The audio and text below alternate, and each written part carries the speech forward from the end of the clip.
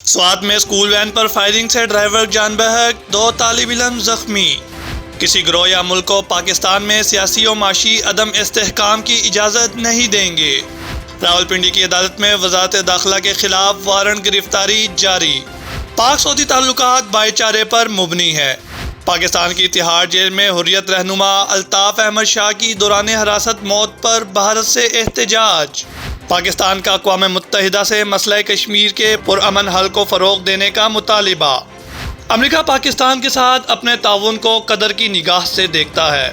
پاکستان کی بھارت میں مسلمانوں کے خلاف تشدد کے تازہ ترین واقعات پر مذمت۔ سینٹ کمیٹی کی یورپی پارلیمانی وفد سے ملاقات۔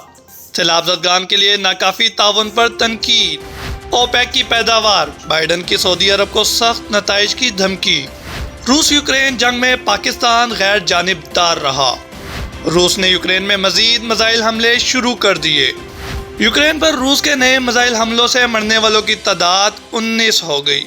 ترکی کی اردگان پیوٹن ملاقات سے قبل روس اور یوکرین کے درمیان جنگ بندی کا مطالبہ۔ فلسطینی وزیراعظم کا برطانیہ سے فلسطین کی ریاست کو تسلیم کرنے کا مطالبہ، 2 ریاستی حل کی حمایت۔ فلسطین کا اقوام متحدہ سے اپنے بچوں کو خصوصی تحفظ فراہم کرنے کا مطالبہ۔